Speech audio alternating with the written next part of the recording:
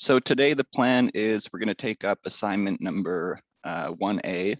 So hopefully everyone has submitted that on Dropbox. And just a reminder, I believe we're taking up the next one next Tuesday. So it has to be in at the latest by the beginning of class. So everyone just keep that in mind. Okay, so sorry. Oh, sorry, I thought I heard someone. Okay, so we'll take up the first one, and then we might cover one section in the textbook. It just depends on how much time we have and how I feel. So let's start. Whiteboard. Okay, so the first couple of questions were regarding the general power formula. And the first one was kind of a giveaway because it's almost exactly the same as a couple of other questions that we did. So it was sine to the 5. So sine to the 5x cos x dx. So in this case, let's set up our u. And of course, in this case, u is going to be sine, and it does have its derivative sitting right next to it. So it's set up perfectly. So yeah, in this case, u is just sine x. And then n, your exponent, would be 5. And then du would be, so derivative of sine is cos. So cos x dx. And in this case, that's basically just checking to make sure that everything's good, but you could pretty much just look at it and see that the general power formula will directly work. So add 1 to the exponent and then divide by that number. So it'll be sine to the 6x, and 1 over 6 I'll put out front, and then you have your constant as well. So that's what you get for that one. So that one wasn't too bad. Let's see. I just don't want to erase these too quickly. I'll also try to post my solution set. It's kind of like chopped up into multiple different things. So I'll try my best to organize it and post it, just because it always changes over the years. Okay, so let's get rid of this. And the next one was also not too bad, although it looks like a really ugly integral. So this one was 1 plus tan squared x. And then that whole thing is raised to the 6. And then you also have a bunch of other stuff, secant squared x, tan x dx. Okay, so in this case, whatever is raised to the exponent, of course, assign that as u. There are other exponents in this case, of course, but just using this entire bracketed part, it makes sense for u because the whole thing is raised to 6. So I'd set u equal to 1 plus tan squared x. In this case, n is 6.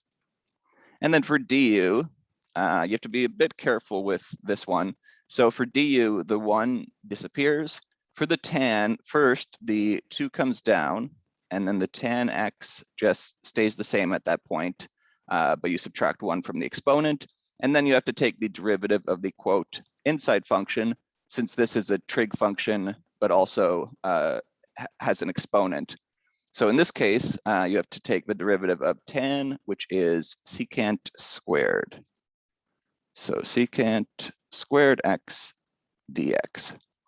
So if you compare this to what we have right here, this is pretty much set up perfectly. We have a secant squared x, that's good. We have a tan x, that's good. We have a dx, that's good. Doesn't really matter what order you put them in. Order with multiplication never makes any difference. The only thing you don't have is that 2. So you're going to have to insert that 2 and then offset it. But then aside from that, you can just directly use the formula. So let's just put a 2 right here. Let's just sneak it in right there. We'll put a 1 over 2 right here. And now we just, so the 1 over 2 can just chill right here.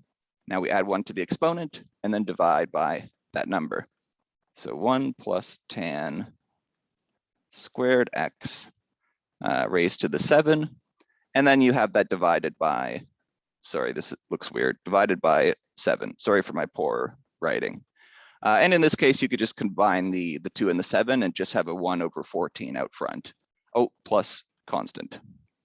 So 1/2, so 1/14 times 1 plus tan squared x to the 7 plus c. So that's what you do for that one. So you do have to know derivatives kind of well for these. And yeah, once the integral part is gone, you do immediately need the constant. And then there's also one other mistake that I commonly see. A lot of people will have like a really good answer, but they'll still have the integral sign in the answer. So don't do that. Once you actually apply the formula and integrate it, you don't have the integral sign anymore. So just, yeah, take it, but make sure it's not present in your final answer. What else? So there was one other one concerning general power formula. And this one was a bit different. Just give me a second my laptop is just being slow as usual. Okay, let's get rid of this. So this one was, where's the wording? Rewrite the given integral so that it fits the form. Here, integral of u to the n du. And you have to identify u and du and n. So this one, it's a bit of a tough one because it doesn't initially look like it's going to work very well. So you got cotangent to the 7x dx. And on the bottom, you have sine squared x. Okay, so in this case, let's see what to do. There's one little detail that, first of all, in this case, it should be clear that some rearranging is definitely needed in this case, especially because you have cotangent, which is a reciprocal function. It's actually the reciprocal of tan. And you have sine squared x as well. And that's just a standard trig function. So right there, it's like, okay, we got to do some type of switcheroo or something to get these both either in terms of standard trig functions or both in terms of reciprocal functions. There's one detail to note before we can make this change. Note that the derivative of cotangent, let's say if u were cotangent, let's see, cotangent x, then du. So what is the derivative of cotangent? It is, if you look on your formula sheet, it's minus cosecant squared x dx, which happens to be the reciprocal function for sine. So sine and cosecant are like the upside down of one another. So what we could do is let's take this sine squared and move it to the top and change it to its reciprocal function. So we'll change it to a cosecant squared. And then we'll almost have it in the correct form. The only thing we're missing at this point is the negative sign, which if you're going to put it in, you of course have to offset it as well. So let's do this. Let's put this up top. So cotangent to the 7x times cosecant squared x dx. Okay. Last thing is, again, notice that this negative sign is there. That's just part of the derivative formula. So we need that present in our integral. So as per usual, let's just insert a negative sign here. Let's put some brackets around this. And then let's put a negative sign right there so that they would hypothetically cancel each other out. And now we actually do have something in the form of integral of u to the 7 with du sitting next to it. So that's your correct form. And then in this case, you just identify, what u is. So let's formally do that. U is cotangent x. N is 7. And du is minus cosecant squared x dx. So yeah, so in this one, you kind of have to do that rearranging and then just identify what everything is. You don't even have to evaluate this one. What else? So I think that's it for the general power formula part. And now I have to find my other formula sheet. Yeah, because originally this first assignment was logarithms and another topic, and then I had to like paste them together. So there's two questions after this one. So let's do these. And this is concerning the logarithm formula. Let's get rid of this. So let's try to recall the logarithm formula. It was integral of du over u equals ln of absolute value of u plus c.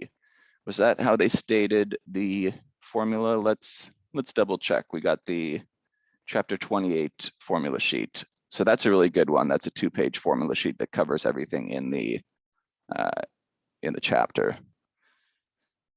Let's see, just double checking. Okay, so we got it somewhere here. I think it's in the last page. Yes, integral of du over u equals, yes, ln of absolute value of u plus c. Okay, good. So yeah, kind of just at least writing out the formula is kind of a good way of recapping how to solve these. That's the very least thing that I do before I try to solve integrals. So the first one is 2 dx, and over the and then on the bottom is 4 plus 7x. Okay, so whatever is on the bottom should be u, and then we'll see what du is, and we'll see if this is in the correct form or if we have to make some changes. So let's see, u is equal to 4 plus 7x.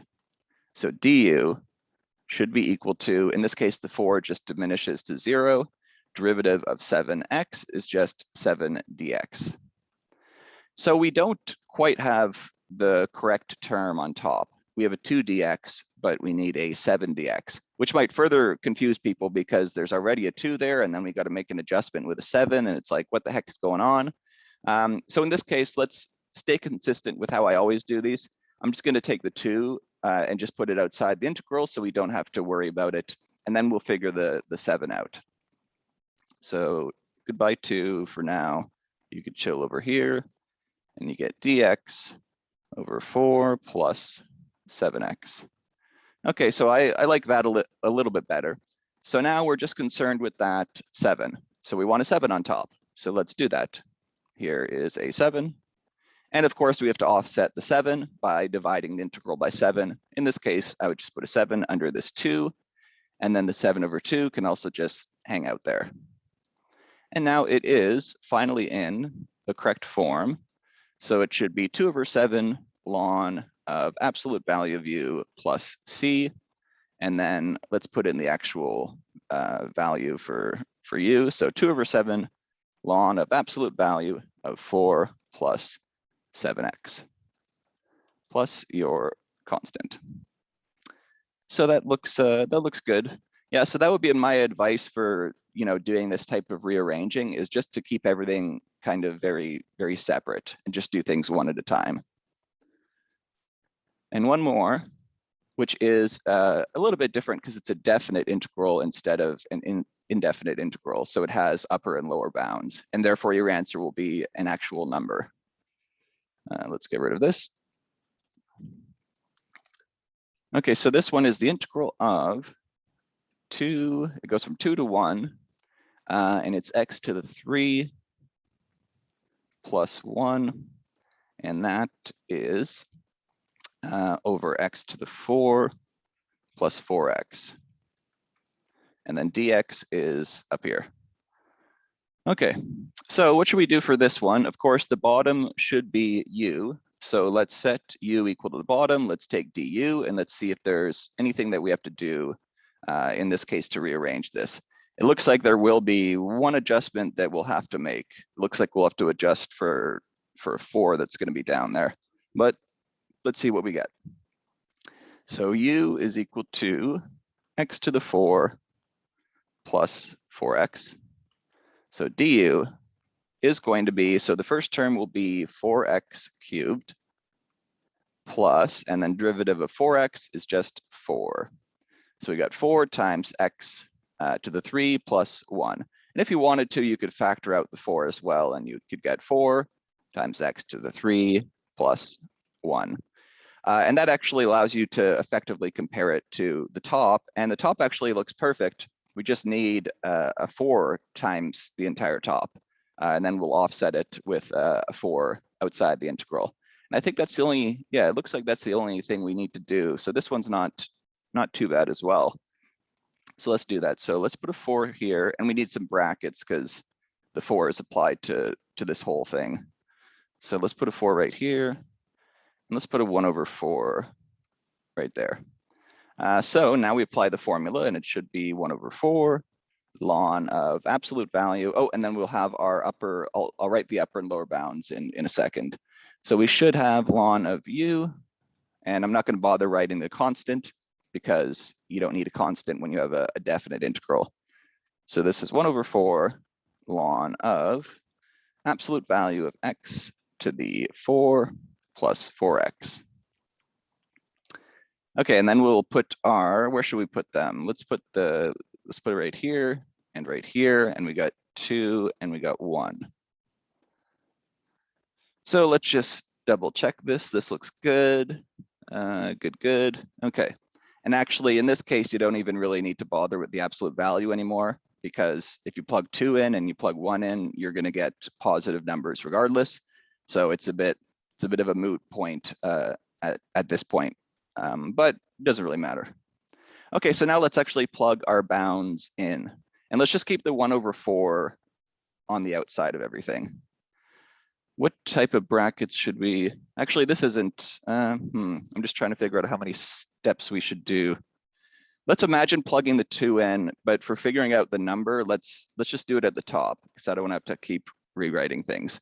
So imagine taking the 2, plugging it in into x to the 4 plus 4x. So that should be 2 to the 4 plus 4 times 2. So 2 to the 4 is 2, 4, 8, 16. 16 plus 8, and that gives you 24. So that's the number you'll have in ln for the first part. So let's put that in there. So ln of 24, and then it's always minus, and then we'll put the next 1 in. So let's put 1 in, so it'll be 1 to the 4 plus 4 times 1. And 1 to the 4 is just 1. 4 times 1 is 4, and you get 5. You don't have to do it this way off to the side. You could just do it all in the actual primary part of the question, but I just thought it would be easier just to directly get the numbers. So ln of 24 minus ln of 5, and bracket. Okay, so this answer can be simplified a little bit. Remember, there was the rule, let me write this at the top right. It was that, let me remember it, it was ln of x minus ln of y equals ln of x divided by y. So you can kind of separate lns from themselves as long as you change the division inside the ln to subtraction outside the ln.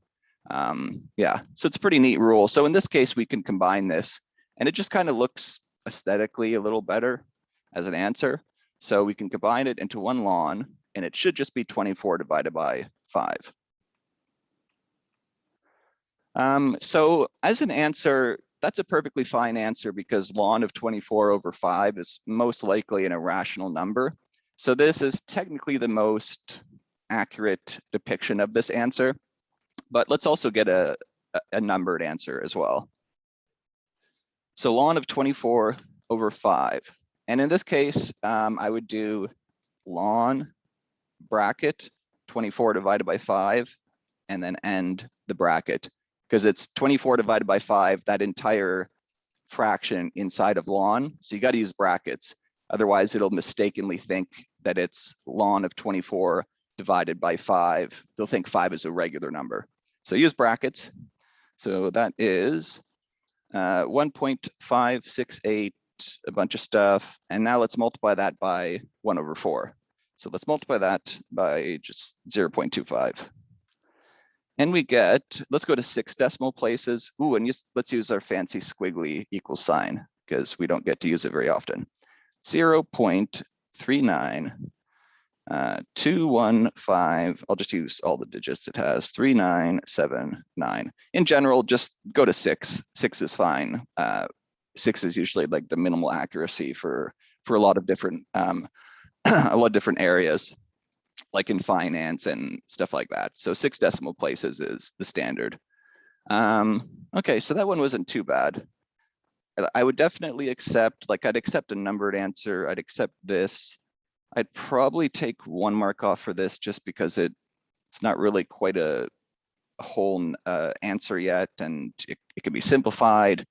But yeah, so there's a couple different ways of presenting the answer. So I think that's it for, yes, I think that's it for that one. Wow, these assignments used to be like nearly 3 times as long. So I feel sorry for the first calculus class I taught. Wow, that took so much shorter than what I thought it was going to take. Sometimes these take like the entire 2 hours. Okay. But if I didn't have all 6 decimal places, would you take a mark off for that, or? Can you repeat that? What if we didn't use all 6 decimal places? It depends. Do you remember, like, how? Give me an example of how many you went to. Well, I used 3 just because I didn't know that the 6 was the standard. So. Oh, it's the first assignment. 3's fine. Just okay. in the future, everyone go to 6. Perfect. And maybe in the future, in the actual instructions, I'll just put that if your number is going to be if your answer is going to be a decimal number, go to 6 decimal places. I'll put that in writing as well. Sweet. Okay, so it's only 10. So it's a good thing I did read the next topic, so we can do that. And then we'll still probably finish a little bit early. Maybe, does anyone want to take just an early 10-minute break, and I can turn the lamp on for my bearded dragon? And yeah, you guys want to do that? Let's do that. Yeah, I'm cool with that. Okay, so let's take a break. It's 9:55, so everyone just come back at 10:05. So everyone come back in 10 minutes. With the recording. And I think I'm also going to post the 3rd assignment, but we've only covered half of the topics on it because we haven't covered integration by parts, but I'll just put it up in case anyone wants to work on some of it. It's for some reason the assignments are a bit out of order. I can't remember exactly why. There was some original reason. So this last one that I'm going to put up is on the exponential form, which was one of the first lessons we did. And then, like I said, the other one we haven't covered. And what we're doing today, I don't think there's an assignment on it, but it will be on the test. Okay, so let's start. I think I'll just use a whiteboard to start off here. Okay, still recording, good. Let's get rid of this. So this is section 28.6, Inverse Trigonometric Forms. So first, let's do what we typically do. Let's look at some derivative formulas, and then we'll kind of reverse them and come up with a couple of integral formulas. So hopefully everyone remembers the definition of the inverse trig functions. So for example, if you have like sine of x equals y, then you could express that in terms of its inverse sine function, also known as arcsine. So that would be expressed as sine inverse of y equals x. And again, just to clarify, this right here is not an exponent. It simply denotes that it's the inverse function. It's just very bad notation that they came up with. You could also use arcsine, which is better. Arcsine of y equals x. So yeah, so that's the definition of the inverse trig functions. They are different from the reciprocal functions because the reciprocal functions just like flip it upside down, but this like reverses the work that sine does. So now let's look at the derivative formula for sine inverse. So where is it? It's on my derivative formula sheet. Sine inverse x, let's take the derivative of that, and that equals 1 over the square root of 1 minus x squared. So 1 over the square root of 1 minus x squared. So that is the derivative of the inverse sine function. You could also have a little more of a generic derivative as well. So for example, instead of sine inverse of x, You could have u over a, where u is some function and a is a constant, so just some number. You could also take the derivative of that, and the answer ends up being the same form, but a little bit different. Let's see, it ends up being du over square root of a squared minus u squared. So if you specifically have a sine inverse in that form, then you could also take the derivative of that, and your a and your u will be present in your derivative. So that's what we're going to use to come up with the integration formula. And like we always do, you could pretty much just deduce it right here. You could just put integral, and yeah, that's your formula. But let's write it out more formally than that. So the official formula is, if you have du on top, and if you have the square root of a squared minus, what do they use? They use u squared. That is equal to sine inverse of u over a plus your constant. So that is the sine inverse formula. So basically, it's helpful for when you have specific forms like this. It's very, very specific. It has a du on top, and then it specifically has on the bottom, everything is in a square root, and then it's a squared, which is, again, just a constant, minus u squared. So it has to be in that specific form if you want to use the inverse trig function. What else can I say about that? So that's the one for sine. And there's another one for tan that is similar, but it's a different algebraic form. So let's look at that one. Let's put some space right here. Okay, so for this one, I'm just going to directly go to the integration formula. The integral of du over a squared plus u squared is equal to 1 over a tan inverse of u over a plus c. So this one's different from the other one. They both have a du on top, but the other one has a square root on the bottom. Another difference is that with the other one, there's a minus sign at the bottom, but with this one, it's a plus sign at the bottom. So it's easy to tell whether you should use sine inverse or tan inverse, because the forms are very, very distinct. And yeah, what else can I say about, and just keep in mind that for the tan one, you got to have this 1 over a sitting out front, because that's just part of the formula. So now we could do a couple of these, and these ones are kind of fun because some of them require like little adjustments, and it's kind of neat. Let's see. Example number 1 seems like a logical place to start. Okay, so here is the integral of dx over the square root of 9 minus x squared. So right away, you should know that it's going to be the first one, the sine inverse formula, sorry, that you're going to use, because you got the square root there and you got the minus sign there. So let's just write out the generic formula, because we always want to kind of compare it to the generic formula just to make sure it's in the right form. So integral du, in this case, I guess we could just use dx for everything. We'll just stick with u just because that's what they have in the generic formula.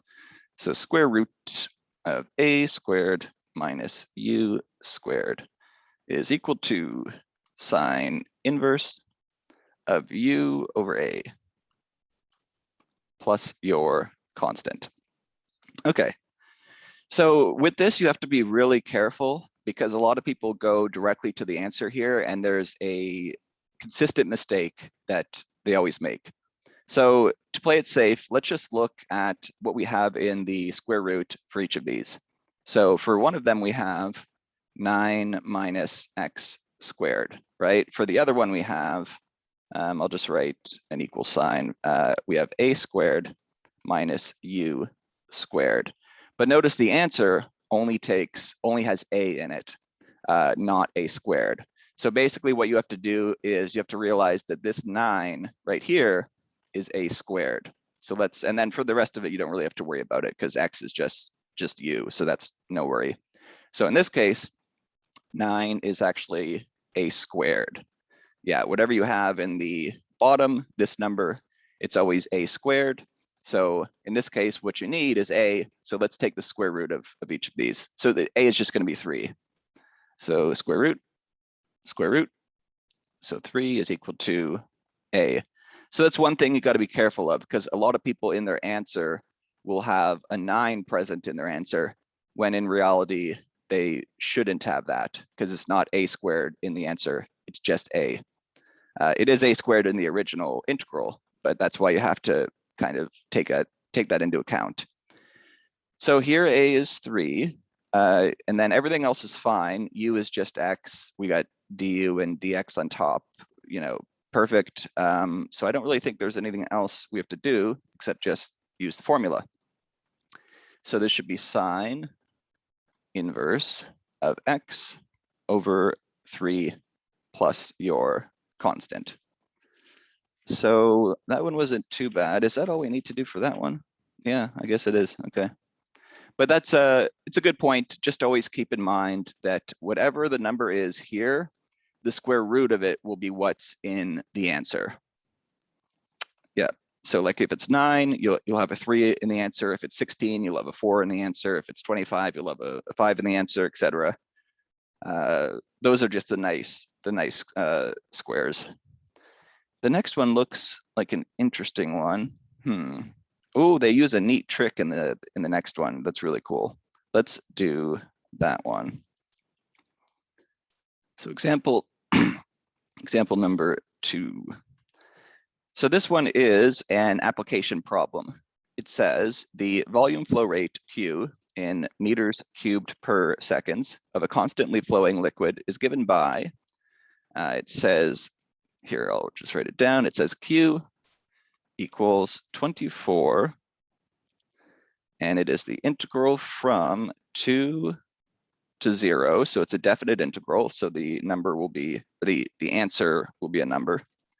And it's dx over 6 plus x squared. Okay, so first of all, there's no square root around this one, so we should use the tan formula. So let's write that down. It is du over a squared plus u squared. And that equals to 1 over a tan inverse u over a plus c. So this one is a really interesting one, because if you compare the two bottom parts, it doesn't look like we have an a squared. That's at least the appearance that this question gives. It's just a 6. So it's like, what's going on? Why don't we have an a squared? But any number can be written as a square. What you can do is you could just write 6 as the square root of 6 squared. And that's exactly the same as 6, because a square root and a square cancel each other out. But now it's, at least superficially, in the correct form, because you do have a number squared plus x squared. So that's kind of a neat trick that you can use. So let's write that in here. So this is 24 integral 2 0 dx square root of 6 squared, pretty clever, plus x squared. So in this case, if you compare it to the generic form, the a part is actually the square root of 6, which is consistent with what I said previously, because I said, whatever is on the bottom, the a squared part, in the answer, you'll have the square root of it. So that's kind of a cool trick. I think it's one of those tricks that if you didn't realize it, it would be hard to solve the question. Anything else? I guess everything else is good to go, right? Yeah, if you compare them, it looks good to me.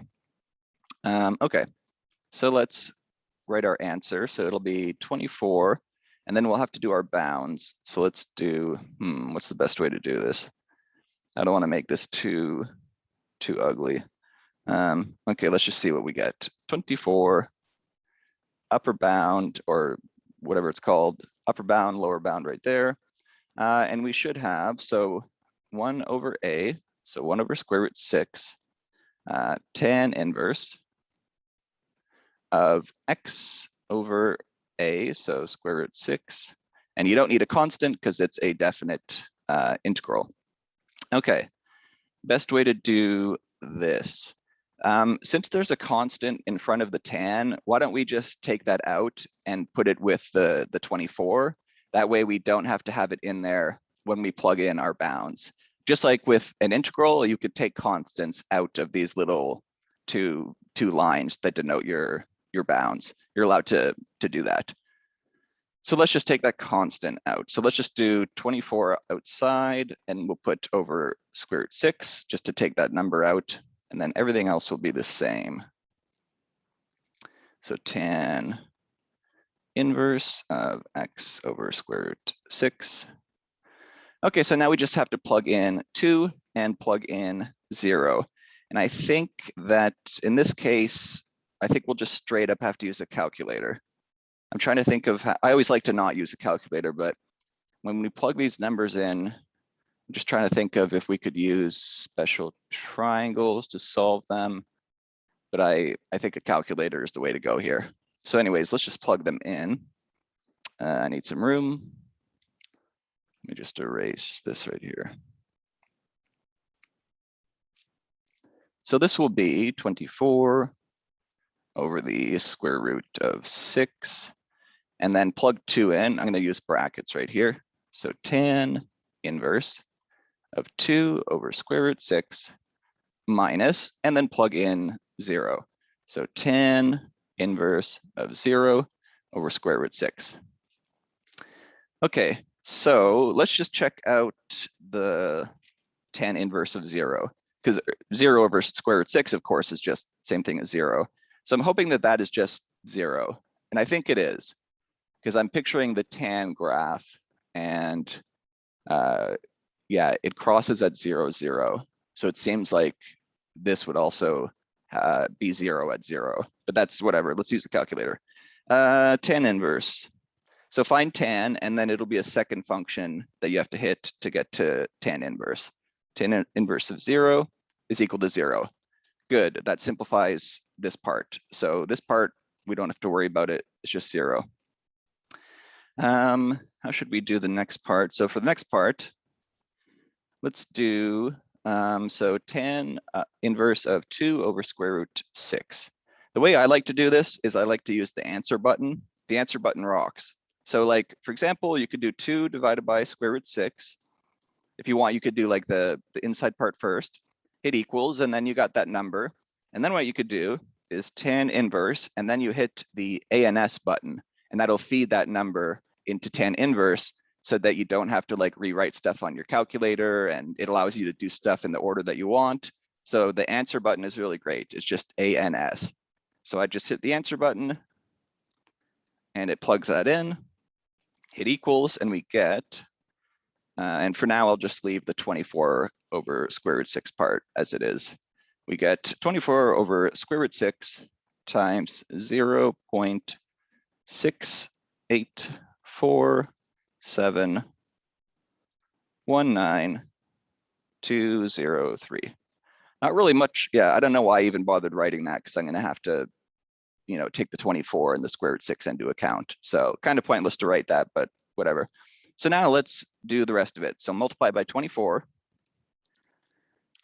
and then divide by square root 6. And we get a number. We get 6.7088506. And that would be, since this was an application question, it said volume rate meters cubed per second. So I would include meters cubed per second in the answer. So that would be your answer in this case. The textbook just rounds it to 2 decimal places. So that's what they did, but 6 is always good. Ooh, this is a cool one. Let's do this one. So clearing this. So the next one is integral of dx over square root of 25 minus 4x squared. So right off the bat, there's a square root, there's a minus sign. So let's write down the generic form of the sine inverse formula. Du over, so square root of a squared minus u squared equals sine inverse u over a plus c. Okay, so let's compare what we have here, just so we get everything right. So the 25 corresponds with the a squared, of course. So a squared is going to be 25. So then, of course, a is just going to be 5. So just square root, and a is 5. So that's all well and good, but it looks like there's a bit of an issue, because for the other one, it's supposed to just be something squared. It's supposed to just be u squared. But in this case, you have minus 4x squared, where you have a number, and the only part that's squared is the x part. But there's another little clever trick that you can use to recontextualize that so that it is in the correct form. All you have to do is you take the 4x squared and just put the square around both of them.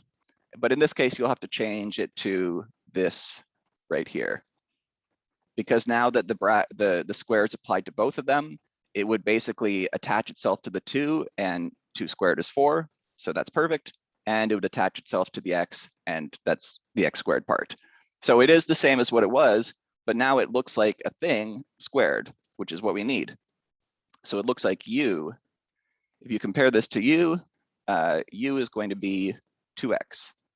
So that's why I like these questions, because it's kind of fun to do these little tricks, especially if you kind of get used to them. But other than that, the actual formula is not much work at all. Okay, what else do we need? We need 2. So we need du on top. We didn't previously worry about that because we were just dealing with x's. But in this case, u is 2x. So let's figure out du. It would just be 2 dx. So it looks like if we want this in the exact correct form, we're going to have to do an adjustment. We'll have to put a 2 on top and a 2 on the bottom. So let's just directly do that. So 2 and, oh, sorry, wrong one. 2 and 1 over 2. Perfect. And now let's just plug everything in. So first, let's write out just the generic answer. I'll put 1 over 2 sine inverse of u over a plus c. I just wanted to write the generic one just so I don't lose track of exactly what u is and exactly what a is. So let's put these in. So 1 over 2 sine inverse. U is right here, 2x. 2x over a is right here, 5 plus c. Hopefully that's right. Yep, it is. Good, good. So lots of little trickery that you sometimes have to use, but overall these are not too bad. Can you just explain why you put the 2 in front again? Yes, so in this case, if you compare here, I'll just kind of start with the beginning logic. If you compare this part to this part, I set them equal to each other just so I could figure out, exactly what u is equal to. And in this case, what you could do is you could take the 4x squared, and you could basically make it so that the exponent is applied to both the number and the x. But you want that number to technically be the same as what it was. So what you would do is you would just put brackets around them and write it as 2x and put the exponent right there. And then it's technically the same as what it was. Because if you expanded the exponent out, it would be 2 to the 2 times x to the 2, and it would be 4 times x to the 2. I was talking about the 2 in the numerator. Oh, 2 in the, so right here. Yeah. Oh, okay, well, we almost got there. So yeah, so this part right here, the 2x is the u part. So when you take the derivative of that, just to make sure that you have du on top, the 2 just stays there. So that's where the 2dx came from. So that let me know that we had to make an adjustment for that too. I see. Okay. What else? Yeah, because whenever you have the derivative of like, for example, if you have like c times x and you take the derivative, you always get c dx. So you always, this constants always kind of just hang around and sit there. What else? Are there any other interesting ones? So there is part of the textbook where it warns against the misuse of these formulas, because sometimes if they're slightly different than the correct form, they might look like you can use that in inverse trig function, but in a lot of cases you can't. Sometimes it'll look like it, but in reality, you'll have to use like a general power formula or a logarithmic formula. So just keep an eye open for that. You could check out example 6. I don't think I'm going to bother actually doing it. And example 7, where it kind of lists various forms and what solution you would use. So, but you can use these ones just as long as it's in the correct form. But let's do one last one, because it's oh, and there's another. Oh yeah, that's an interesting one too. Okay, well, let's do example number 4. Example number 4 is another weird one, and it does require some extra algebraic knowledge. So it's the integral from 3 to -1. You got dx on top, and then you got something pretty weird on the bottom. You got x squared plus, sorry, darn it. Okay, let me rewrite this. Erase. You got x squared plus 6x plus 13. Okay, so this one looks like it doesn't remotely even look like it's in the correct form. So we're gonna have to do some serious work on the bottom to make it look like it is. We got to get it into the form of a number squared plus a function squared, which it is not currently in the form. It would be nice if the 6x wasn't there, then it would be good to go. But it is there and it screws up everything, and there's no way of removing it, because it's not just a number, it's a 6x, it's a variable. You got a lot less freedom in those cases. Plus it's stuck on the bottom, so trying to get rid of it would not work. So let's take the bottom and look at it separately. And there's a very specific trick that you can use. So let's take the 13 and let's split it up a little bit. I'm going to write it as 9 plus 5. I'm so bad with arithmetic, it took me a minute to think of that. Yeah, okay. Oh, actually it's 4. That's how bad I am at it. Okay, so let's write it as x squared plus 6x, and then the 13 will split into 9 plus 4. So at this point, you're probably like, well, what the heck is the point of that? Well, that, first of all, you haven't changed anything, so that's good. But if you look at this part right here, there's actually a clever trick that you can do with that specific part. It's called completing the square. So notice that 3 times 3 is 9, right? And 3 plus 3 is 6, right? And when you have an expression that specifically has that pattern, what you can do is you can write it like this.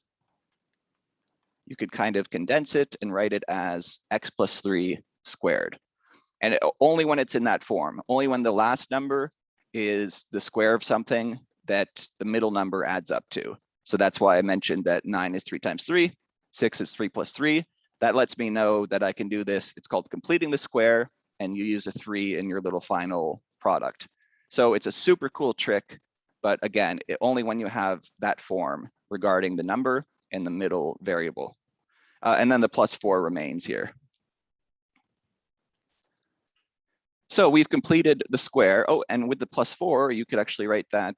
What order should we? Let's write this. Let's write these in. Let's write the 4 out first. So 4, just because usually the number comes first. And then one further thing we could do is 4 can be written as a square. It could be written as 2 squared plus the rest of it. So we do have a number squared plus a function squared. So perfect. So again, some algebra knowledge is required. Completing the square, it's a more or less pretty common trick. So now let's write that at the bottom. So in integral of 3 to minus 1 dx. So the bottom should be 2 squared plus x plus 3 squared. So this is going to be, let's write the formula for this. This will be the tan inverse formula, and it is integral du over a squared plus u squared, and that is equal to 1 over a tan inverse of u over a, and I'm running out of room, so I'll just forget about the constant. Okay, so it looks like in this case, a is going to be, if you compare it, a is specifically 2, because you got a squared and you got 2 squared, so a is 2. And the next one, u, should be x plus 3. And that's actually good, because if you took the derivative of x plus 3, you would just get dx.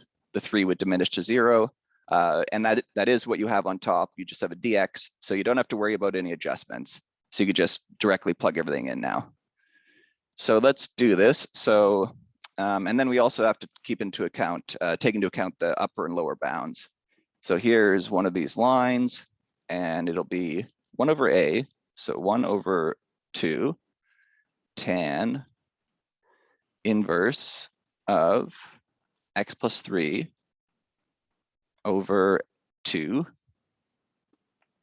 And then you'll have to do, oh yeah, that's fine for now. And then you have your upper and lower bounds, which are 3 and minus 1. And then you would just plug 3 into there, and then of course do minus, and then put minus 1 into there as well. So let's do that. And for the 1 over 2, where should I keep that? What's the best way of doing this? We'll just keep the 1 over 2 kind of outside, and we'll just do everything in brackets. So plugging 3 into x plus 3 over 2. So at the bottom, I'll write that. That's 3 plus 3 over 2. So that's 6 over 2, and that's 3. So that'll be tan inverse 3. So that's not too bad. Minus, and then next one, we're plugging in minus 1. So let's also do that to the side. So plug in minus 1 for x. So minus 1 plus 3 over 2 is 2 over 2 is 1. So minus tan inverse of 1. And then I would just do the rest on my calculator at this point. So I would do, let's see, tan inverse of 3 minus tan inverse of 1, hit equals, you get a number, and then you got the 1 over 2 part. So in this case, I'm just going to divide by 2. And you get 0.23, let's see, 0.231824. Good. So there's another really interesting one, for example, number 5, but I think I'll leave that. Maybe we'll do that in the beginning of next class. Yeah. And okay, so I guess that's it for today. I'm just trying to think if I should give any participation questions. Let's do, I'll give one for this topic since there's no assignment on it, or I'll give one or two. Let's see. So this is page 870. 870. Okay. Let's let me just look at these and we'll see. Trying to look for a harder one and an easier one.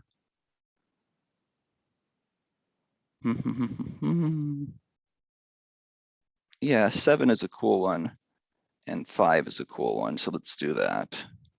So for 5, it is integral of dx over 64 plus x squared. So that one's a really basic one. Doesn't require much manipulation. And then 7 is a weirder one, but it still looks like it will resolve fairly okay just by looking at it. I think it's not too bad. So this one is on top 8x dx. And then on the bottom is square root of 1 minus 16x to the 4.